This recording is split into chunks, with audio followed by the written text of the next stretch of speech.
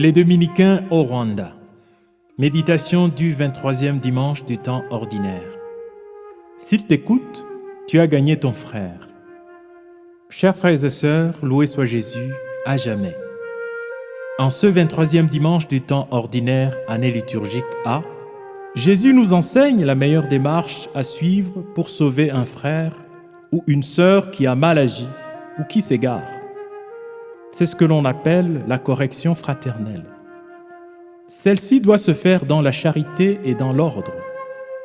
D'abord, seul à seul avec le frère qui a mal agi. Ensuite, l'amener devant 2 ou 3 témoins s'il n'écoute pas. Et enfin, exposer l'affaire devant la communauté si les 2 étapes précédentes n'ont pas permis à convaincre le frère fautif. Il est intéressant de noter l'importance et la finalité de chaque étape. Dans la première étape, où il faut parler à notre frère seul à seul et lui montrer sa faute, c'est la confiance et la communication qu'il s'agit de rétablir. En effet, lorsque quelqu'un commet un péché contre nous, c'est qu'il a d'abord perdu confiance en nous et a par conséquent coupé toute communication avec nous. D'où la nécessité de rétablir la bonne relation qui est la base de toute réconciliation.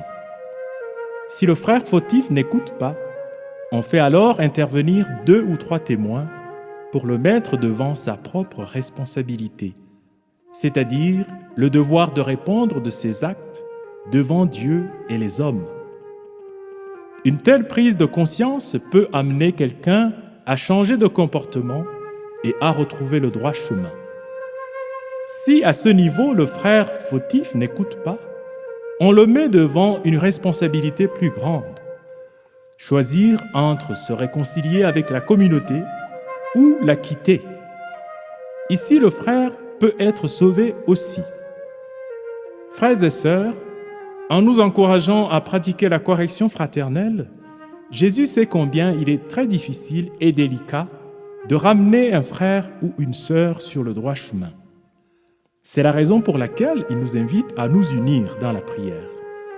Si nous prions, il sera toujours présent pour soutenir nos efforts et convertir le frère égaré. Prions. Seigneur Jésus, toi qui ne veux jamais que le pécheur meure, mais qu'il se convertisse et vive, augmente en nous le courage, la délicatesse, la prudence, l'humilité et l'attention, afin que nous puissions aider nos frères et sœurs à sortir du péché et à retrouver la confiance en Dieu et en la vie. Toi qui vis et règnes pour les siècles des siècles. Amen.